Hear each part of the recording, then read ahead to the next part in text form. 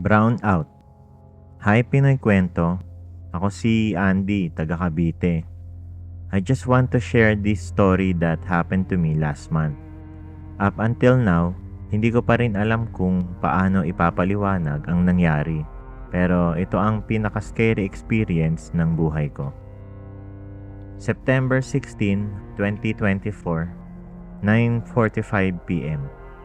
Nasa bahay lang ako, scrolling on TikTok while eating snacks. Gabi na, but I wasn't in the mood to sleep. Besides, may pasok pa kinabukasan, kaya naisip kong sulitin ang gabi. Biglang nag-brown out. Putya, naisip ko. I checked my phone, buti na lang 72% pa ang battery. Ang init sa bahay, so I decided to go out sa terrace para magpahangin. Wala akong kasama sa bahay.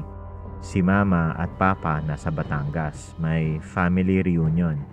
Pero hindi ako nakasama kasi may project deadline ako. Ang weird kasi sa buong street namin, parang ako lang ang gising. Tahimik na tahimik.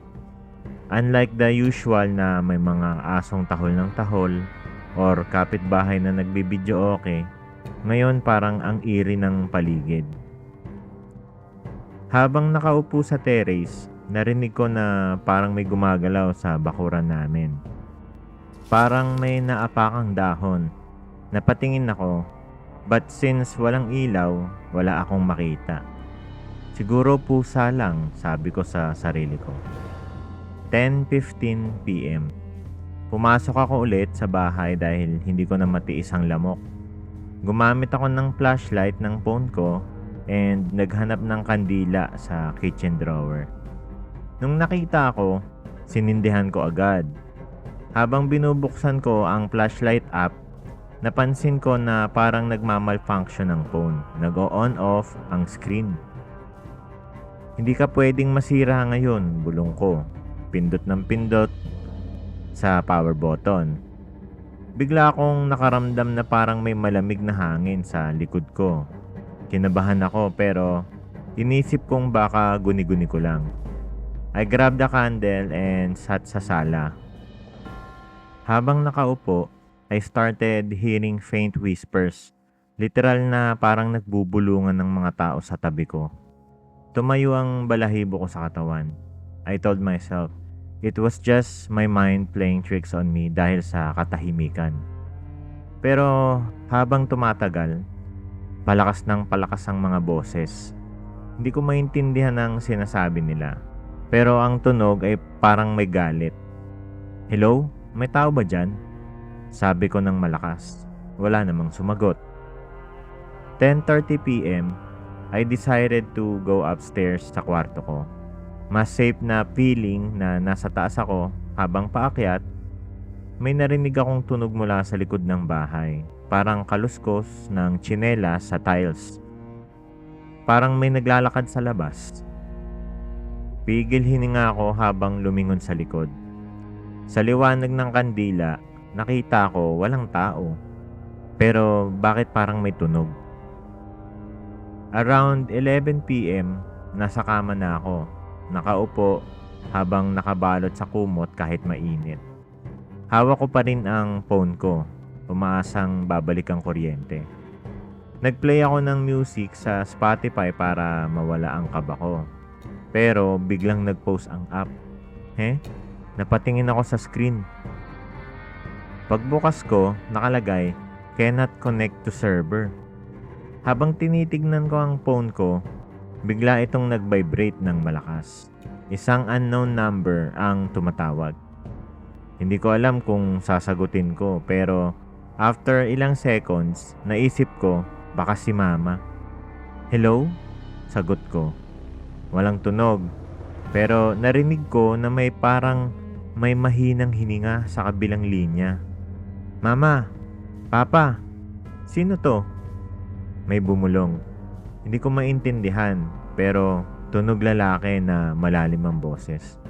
Parang paulit-ulit niyang sinasabi ang buksan mo, andito ako. Putang ina, hinagis ko yung phone ko sa kama at tumakbo palabas ng kwarto. Hindi ko alam kung saan ako pupunta. Pero ang bigat ng feeling na hindi ako mag-isa sa bahay. 11:30 PM, nagdesisyon akong pumunta sa kapitbahay para humingi ng tulong. Pero habang nilalakad ko yung mahabang hallway ng bahay namin, napansin ko ang bintana sa tabi ng pinto. May anino sa labas. Malinaw na anino ng tao, nakatayo at hindi gumagalaw. Huminto ako sa paghinga, nanlaki yung mata ko at dahan-dahan kong umatras. Pero habang lumalayo ako, parang gumagalaw ang anino papalapit sa pintuan. Hindi na ako nakapag-isip ng ibang plano. Tumakbo ako papunta sa likod ng bahay para lumabas sa backdoor. Pero nung narating ko ang kusina, napansin kong bukas ang pintuan ng refrigerator. Namatay ang kandila ko dahil sa hangin na dumaan. Sa dilim, naramdaman ko na parang may naglalakad sa likod ko. Paglingon ko, wala namang tao. Pero bakit parang lumamig ang paligid? 11:45 PM, nasa labas na ako ng bahay. Tumatakbo ng walang saplot sa paa, walang tsinelas. Pagdating ko sa kapitbahay namin, kinalampag ko ang gate. "Kuya Ren, buksan mo, Kuya Ren." Walang sumasagot. Kahit alam kong andun ang sasakyan nila sa garahe, parang wala silang naririnig. Napansin ko bigla yung poste ng kuryente sa kalsada. Sa ilalim nito may nakatayong lalaki. Nakatitig lang siya sa akin. Hindi ko maninag yung mukha niya pero ang posture niya parang distorted, parang baluktot yung katawan. Tumakbo ako pabalik ng bahay. Pero nung makarating ako sa pintuan, nakita akong bukas ito. Wala akong maaninag o maalala na naiwan ko tong nakabukas. Pero sa sobrang takot ko, tumuloy na lang ako sa loob. Pagkapasok ko, ramdam kong mas malamig ang hangin sa loob kaysa sa labas. Dahan-dahan akong umakyat sa hagdan, nanginginig yung mga tuhod ko. Habang papalapit ako sa kwarto ko, nakita ko bukas na yung ilaw, may kuryente na. Pero bakit hindi ko napansin kanina? 12 midnight, pagbukas ko ng kwarto, nakita kong maayos ang lahat except sa phone ko, nasa sahig ito And when I pick it up, may message na hindi ko maintindihan. Alam ko kung nasaan ka. Hindi ko na binuksan ulit ang phone. Tumakbo ako palabas ng bahay, naghintay na lang sa kalsada hanggang mag-umaga. Pagkatapos ng lahat, kinuwento ko to sa tropa ko at sa mga magulang ko. Pero sabi nila, baka overthinking lang ako or pagod. Pero alam ko sa sarili ko, hindi normal yung nangyari sa akin Simula noon, palagi na akong may flashlight at kandila sa tabi ng kama ko. Hindi ko na rin sinasagot yung mga unknown calls lalo na paggabi. Kung tutuusin, brownout lang naman yun, pero parang mas may malalim na dahilan kung bakit nangyari ito sa akin. Kung ikaw ang nasa sitwasyon ko, anong gagawin mo? Salamat sa pakikinig. Ako nga pala si Andy. Ang tawanan sa dilim. Hi Pinoy Kwento. Ako si Pia, taga Quezon City. Mahilig ako sa mga horror stories. Pero iba talaga kapag ikaw mismo ang nakaranas. Share ko lang yung nangyari sa amin ng tropa ko noong isang gabing nag-brown out. October 7, 2024, 8:30 PM. Nagkayayaan kami ng barkada na mag-hangout sa bahay ko since wala akong kasama that night. Malapit ang bahay namin sa kalsada, kaya madalas may dumadaan na tao kahit gabi. Habang naglalaro kami ng card games sa sala, biglang nag-brown out. Naputol ang tawanan namin. As expected, naghiyawan kami. Pero natawa na lang kami pagkatapos. Buti na lang may flashlight ako sa phone, sabi ni Rhea habang binubuksan ng app niya. Paano na ang horror story ni Juno? Biro ni Mark. Mas maganda nga, mas creepy, sagot ni Juno sabay tawa. Habang nagkwekwentuhan kami, napansin namin na parang may mga hakbang sa labas ng gate. Ang weird kasi, tuloy-tuloy, parang paikot-ikot lang. May tao ba sa labas? Tanong ni Mark. Wala naman dapat. Quiet ang street dito pag ganitong oras, sagot ko. Baka kapitbahay nyo lang, sabat ni Rhea. Pinabayaan namin, pero habang tumatagal, parang mas nagiging malapit yung tunog ng mga hakbang. Sinilip ko ang bintana pero wala naman akong makita. Nag-decide kami na maglaro ng Truth or Dare para malibang.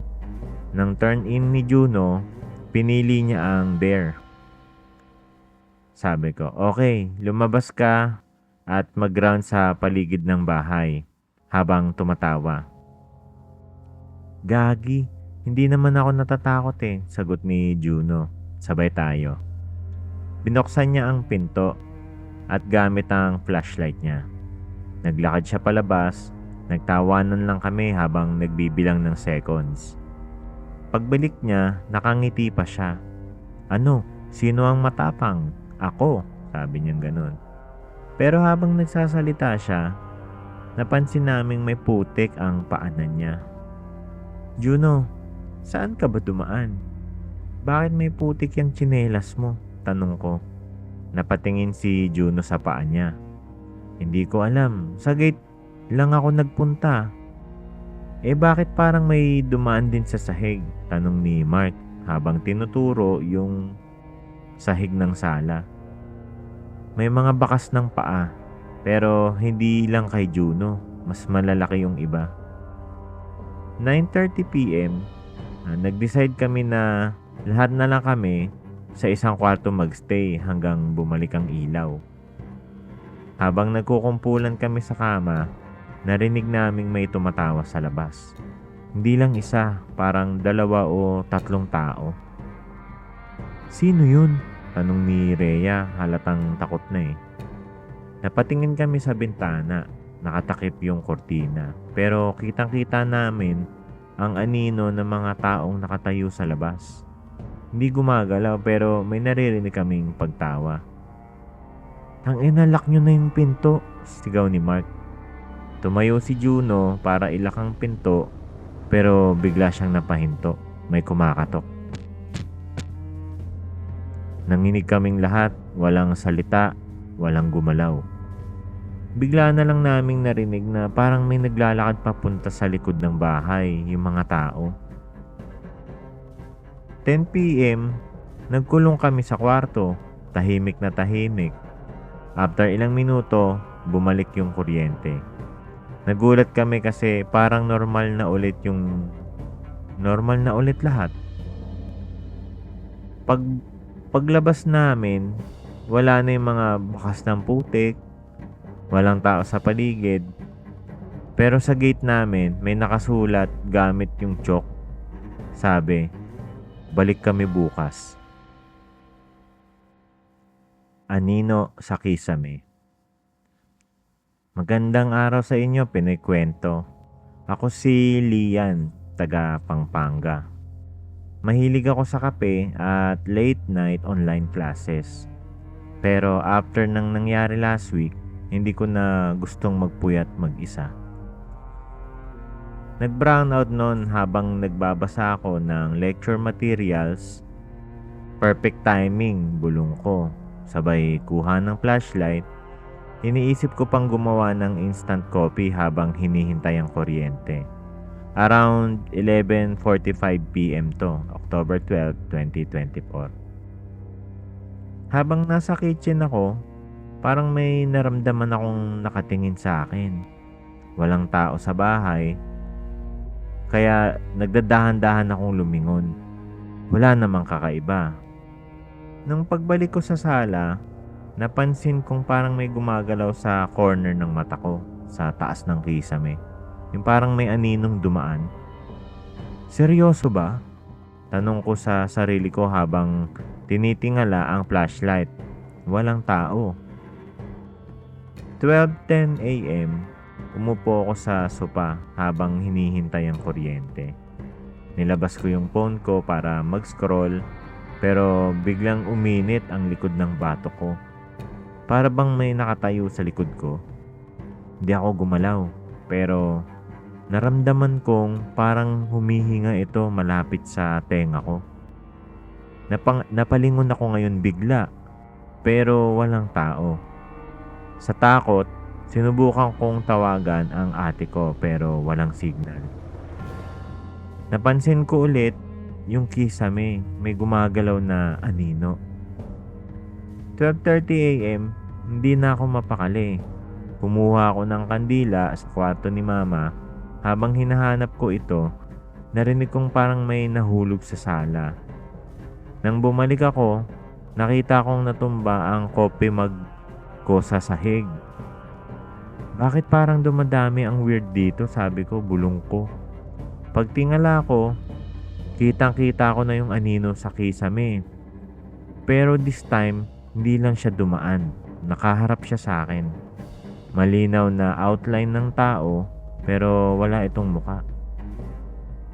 Tumigil ako sa paghinga habang nananatiling nakatitig dun sa itaas.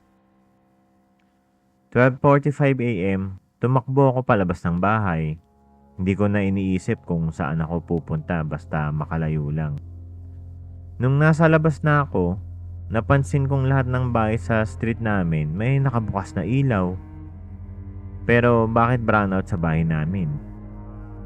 Pagbalik ko kinabukasan, nakita kong bukas ang lahat ng ilaw sa bahay. Sabi ng kapitbahay, may nakita raw silang aninong gumagalaw sa loob habang wala ako. Simula noon, tuwing nagba-brown out, sinisigurado kong hindi ako mag-isa dahil sa bahay namin, hindi mo alam kung sino talaga ang kasama mo. Salamat sa pakikinig, Lian. Ang muka sa dilim. Hi Pinoy Kwento, gusto ko lang i-share itong nangyari sa amin noong nakaraang buwan. Hindi ko to inaasahan na mangyayaring ganito. Pero hanggang ngayon, di ko pa rin alam kung ano yung nakita ko at sana hindi na ulit makita or mangyari sa akin. Noong gabi ng insidente, ang lakas ng ulan dito sa amin sa Laguna. Dito kasi kapag bumagyo, sure na magba-brown out. Sa sobrang sanay na kami na laging ganun, may mga emergency lights na kami sa bahay, power banks para hindi hassle. Kasama ko sa bahay ang mama ko, yung ate ko si Joyce, at ang bunso namin si Miko, si Mikmik. That night, nagbabasa ako sa phone habang si Joyce naman busy sa laptop niya. Si Miko or si Mikmik as usual naglalaro ng ML. Si mama naman sa kusina nagluluto ng hapunan. Mga bandang 8 PM to eh. Biglang nawala yung kuryente. Hindi na kami nagulat pero napansin ko parang tahimik bigla yung paligid. Kasi yung ulan parang humina yung tunog eh. Sinindihan ni Joyce ang kandila at sinep up ang emergency lights. Pero habang ginagawa niya yon, napansin ko si Miko na parang tulala sa isang sulok. Miko, okay ka lang? Tanong ko. May tao sa bintana. Sabi niya sabay turo sa bintana sa sala. Pilit ko siyang pinakalma pero napansin ko rin na parang may mga basang marka sa sahig galing sa may bintana. Tumulo siguro ang ulan, naisip ko. Pero nung nilapitan ko ang bintana para silipin, wala namang tao sa labas. Miko, baka guni-guni mo lang, sabi ni Joyce. Pero halata sa boss niya na medyo kinalabutan din siya. Nag-dinner kami sa sala habang naghihintay na bumalik ang ilaw. Medyo normal pa ang vibes, pero habang kumakain kami, biglang may narinig kaming mahinang tunog mula sa likod ng bahay, parang mga kaluskos. Sino yun? Tanong ni mama, halatang natataranta. Aso lang siguro, sabi ko. Pero sa totoo lang, hindi rin ako sigurado. Pagkatapos namin kumain, Nagkanya-kanya kami ng pwesto sa bahay. Nagdesisyon si Joyce na tapusin yung ginagawa niya sa laptop kahit lobat na, habang si Miko naman natulog na sa sopa. Ako naman, balik ulit sa pagbabasa ng story sa phone ko. Mga alas 10 na ng gabi, narinig ulit namin yung kaluskos, pero mas malakas na. This time, parang may kumakalikot sa doorknob ng likod ng bahay namin. Tumayo si Mama. Sinilip ito mula sa maliit na bintana sa kusina. Wala naman daw tao. Pero habang nasa kusina siya, bigla niyang narinig ang isang boses ng pabulong. Sabi, buksan mo ang pinto. Napatakbo si Mama pabalik sa sala. May nagsalita sa likod ng bahay, sabi niya. Lahat kami tumigil sa ginagawa. Sinara ni Joyce yung pinto papunta sa likod at nilak ng mahigpit. Sa gitna ng katahimikan, biglang nawala yung ilaw ng emergency light namin. Napalitan nito ng pitch black darkness na parang mas mabigat pa sa normal. Dahan-dahang nagising si Miko. Ate, andito siya. Bulong niya sa akin habang nakatingin sa isang sulok ng sala. Walang tao, Miko, tumigil ka nga, sagot ko. Pero naramdaman kong tumayo ang balahibo ko sa batok. Totoo ate, nandyan siya.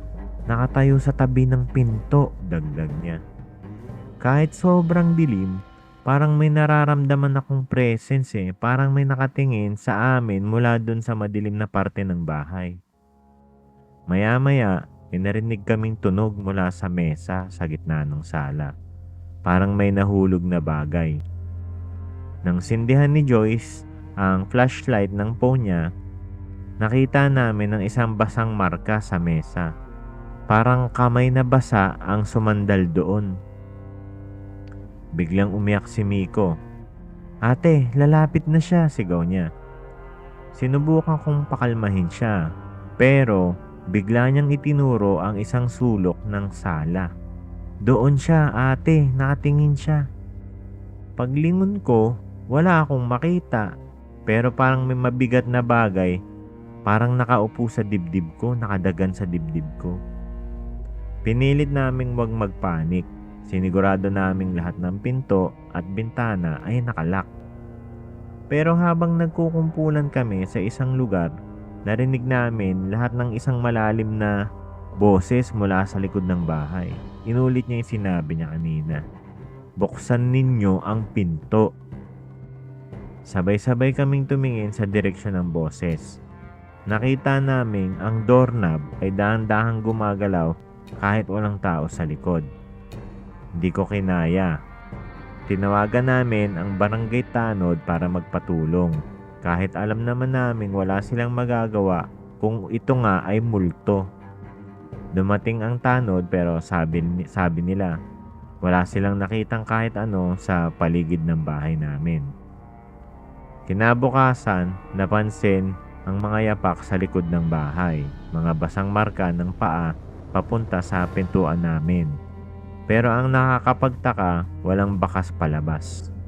Hanggang ngayon, hindi namin alam kung ano ang nakita namin at sana wag na itong bumalik. Ang anino sa bintana. Magandang araw. Hello po, Pinoy Kwento. Gusto ko lang i-share yung nangyari sa amin noong nakaraang linggo. Mga alas 6 ng gabi noong nangyari ito Kakauwi ko lang galing sa tindahan para bumili ng tinapay. Kasama ko sa bahay ang pinsan kong si Trina at ang tita ko.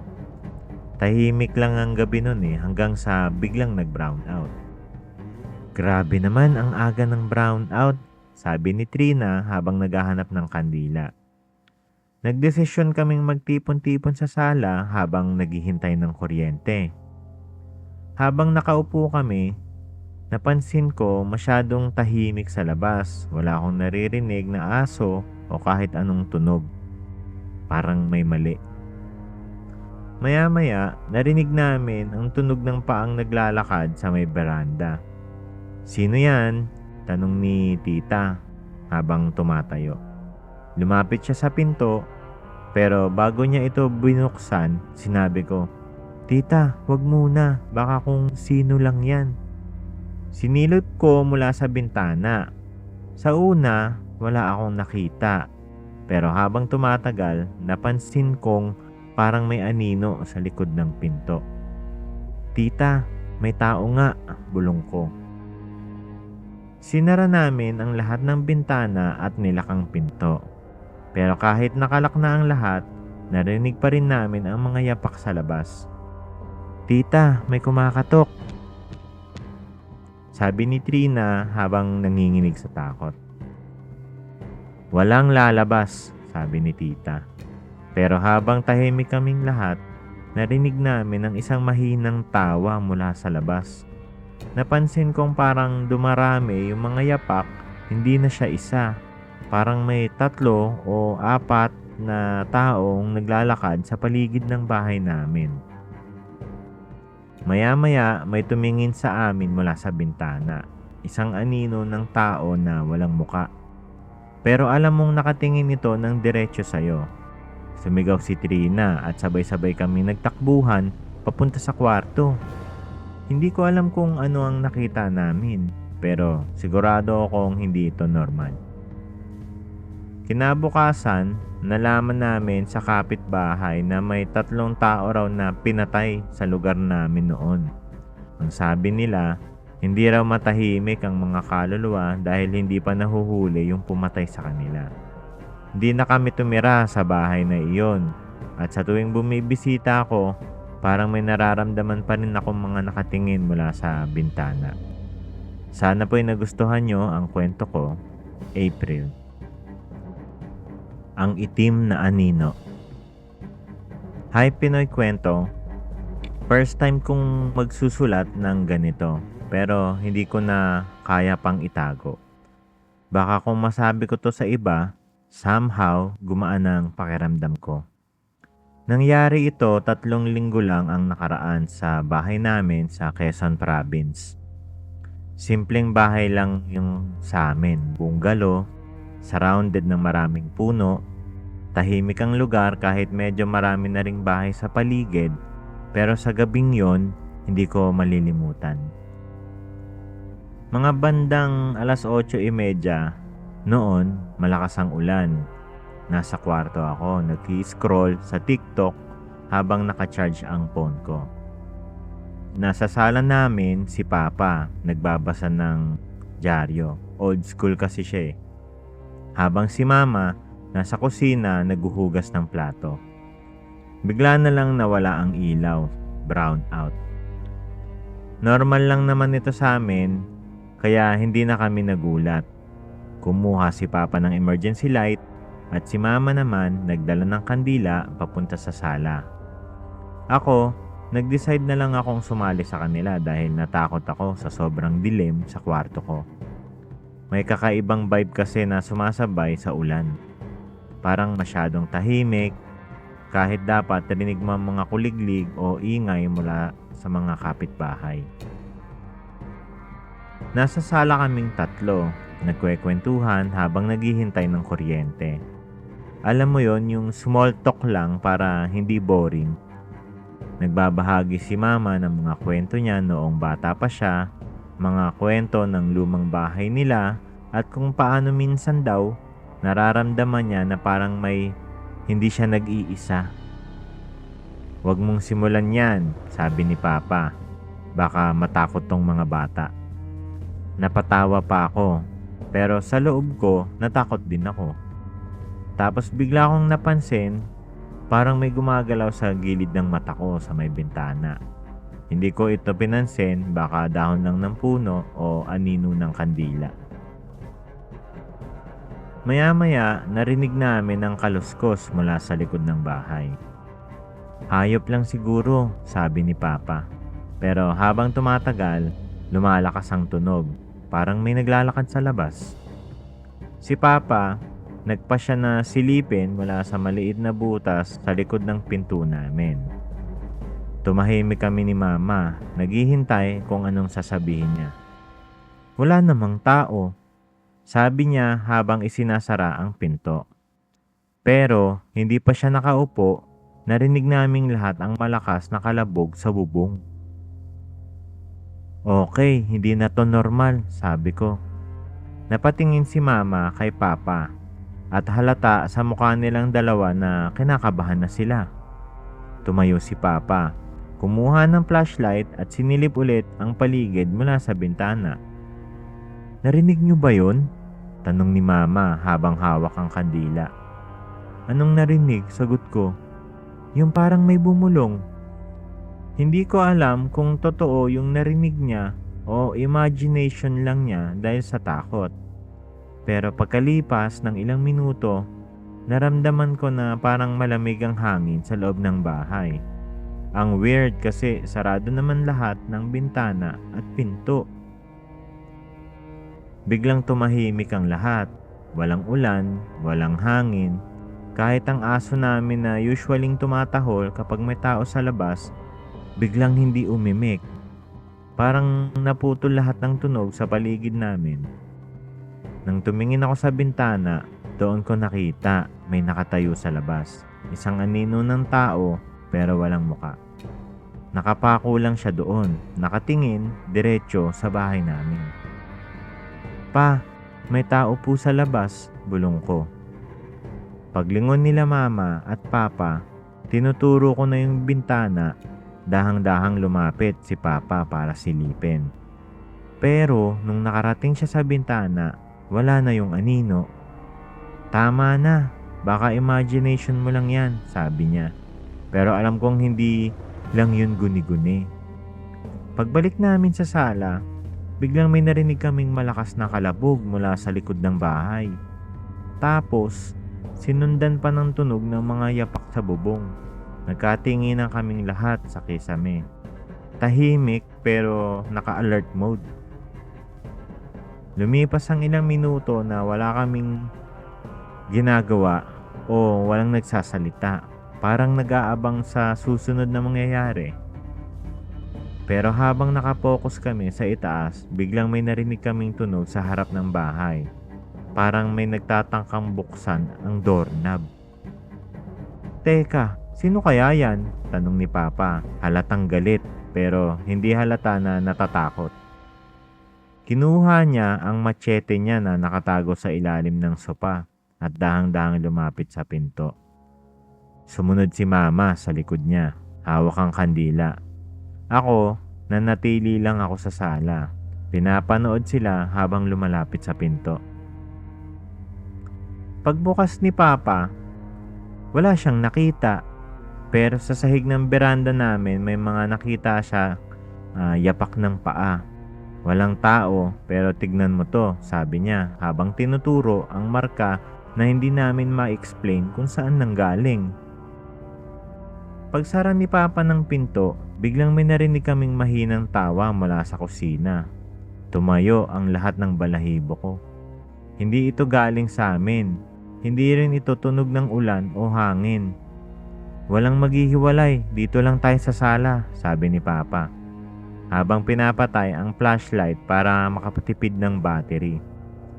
Pero sa dilim, naramdaman ko ang mabigat na presence sa paligid. Parang hindi lang kami ang nasa bahay. Pagbalik ng ilaw, nagising kami sa isang tunog mula sa kusina. Isang plato ang nahulog sa sahig. Tumakbo kami papunta roon pero wala kaming nakita. Malinis ang kusina maliban sa basag na plato sa sahig. Hindi ko na gusto to, sabi ni Mama. Niyaya niya kaming magdasal. Kinabukasan, kinausap namin ang mga kapitbahay kung may narinig silang kakaiba noong gabing iyon. Pero lahat sila nagsabing wala silang napansin. Sa totoo lang, hindi ko rin alam kung anong sasabihin ko. Paano ipapaliwanag yung ganito. Hanggang ngayon, iniisip ko pa rin kung sino ang nasa labas ng bahay namin at kung ano ang nasa loob noong gabi ng brownout. Alex.